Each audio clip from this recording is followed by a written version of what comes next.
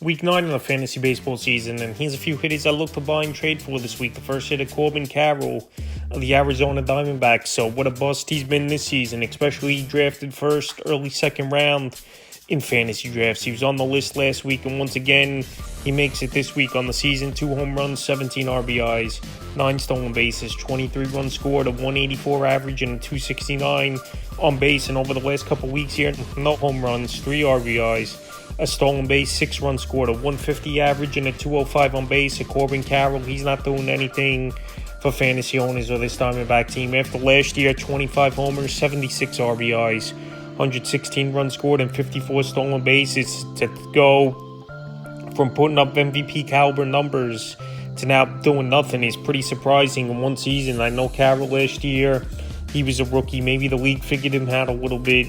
But also this Arizona Diamondback team, for the most part, have had a World Series hangover after getting that far and losing to the Rangers. May 24th versus Miami, 0-4. May 25th versus the Marlins, 0-2, a run, an RBI, a stolen base. May 26th versus the Marlins, 1-3 with a run. And May 28th at Texas, 4-4. So right now, while Carroll isn't doing anything for fantasy owners, and he's been way below the Mendoza line and playing like a player that shouldn't have even been drafted in fantasy leagues, he's a perfect buy low candidate, and people might even start dropping him on the waiver wire sooner than later as the June and July approaches. Next hitter, Austin Riley of the Atlanta Braves. So Austin Riley, he was out the last couple weeks with injury, even though he didn't go on the injury list. Now he's returned, and on the season, it's been a down year for him even before the injury. 3 home runs, 18 RBIs, 22 runs scored, a 232 average, and a 304 on base. So Austin Riley last season, he got off to a slow start as well and finished with 37 and 97. And now with Ronald Acuna out for the season, Riley has to pick it up. And also Matt Olson's been struggling as well, where he's got to pick things up for this Atlanta Brave team, because to lose 2 big players like Strider and Acuna this season, these guys got to go above and beyond and have good seasons. And I know Riley, he's more of a second half player anyway, like I mentioned. So the last few games, May 11th at the Mets, 0-3 with a run. May 12th at the Mets, 1-2. Then he missed all the way to May 27th versus Washington, 0-4.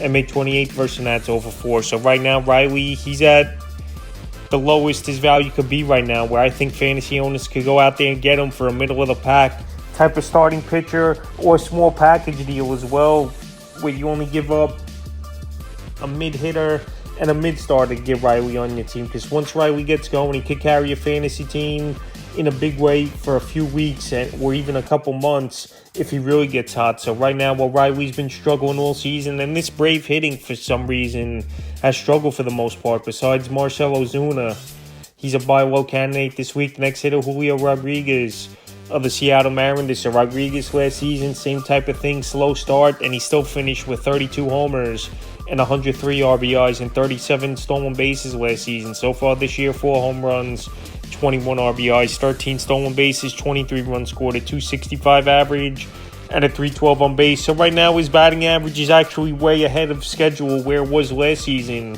for Julio Rodriguez, where he was low 200s for the majority of the season. Before July and August is where he really got things going.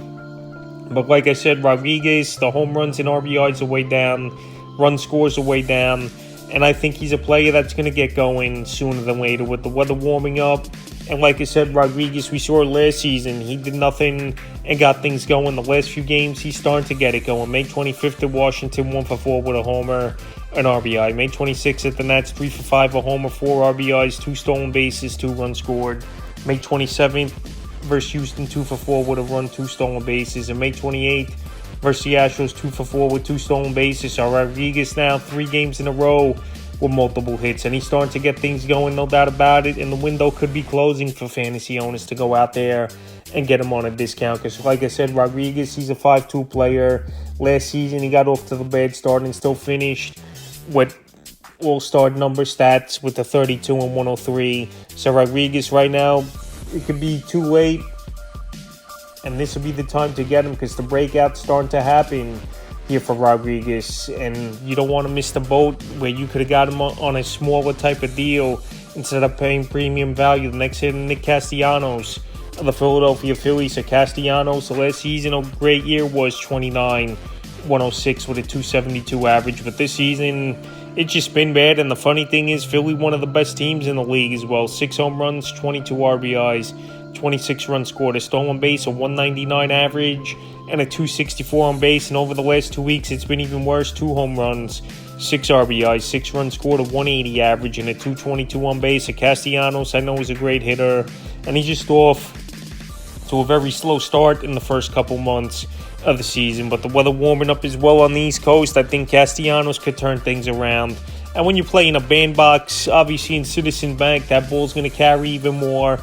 You got a great lineup around you. Bryce Harper, obviously Trey Turner, even though he's been out, Kyle Schwarber, JT Realmuto. A lot of good hitters in this Philadelphia Philly lineup, where Castellanos, he's going to get pitches to hit, and he's going to figure things out. So I know he's been frustrating for Onisto in the first couple months of the season, but once he gets going, he's another player who's got that 25 to 30 home run potential, and he's usually a good hitter in the 260s, 270s at worst. So right now, well, he's below the Mendoza line. He's a buy low hitter this week. The last few games, May 25th at the Rockies, 1 for 5 a rib. May 26th at the Rockies, 0 for 4. May 27th at the Giants, 0 for 4. And May 28th at the Giants, 1 for 4. So right now, the last few games, this Philly team's definitely been struggling, losing 4 out of 5 after they were on a tear. But they're going to get back to getting it going, I believe. These West Coast trips are tough. And Castellanos, I think he's going to get going, especially, like I said, with the weather warming up. And now a homestand coming up there for today's game at San Francisco. And the fifth and final hitter I look to buy and trade for is Wyatt Langford of the Texas Rangers. So Langford, he was on the injured list for 3 weeks, and it's been a slow start for the rookie after he tore it up in the minors and in spring training this year. On the season, 1 home run, 11 RBIs, a stolen base, 13 runs scored, a 218 average, and a 288 on base. So right now, this Texas Rangers team, a lot of guys out of the gate off to slow starts, just slumping for this team.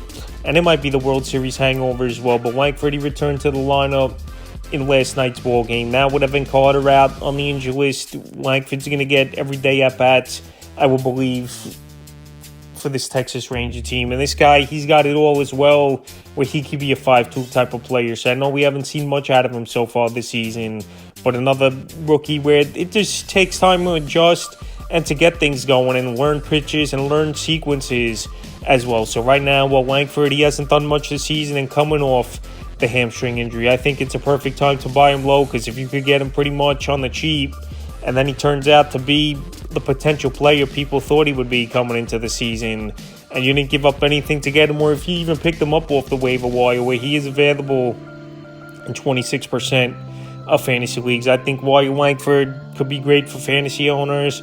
And there's not that much pressure on him as well, batting 6th or 7th in a pretty solid Texas Ranger lineup, even though, like I said, a lot of guys have been slumping in the early going. So that's a few hitters I look to buy and trade for Week 9 of the fantasy baseball season.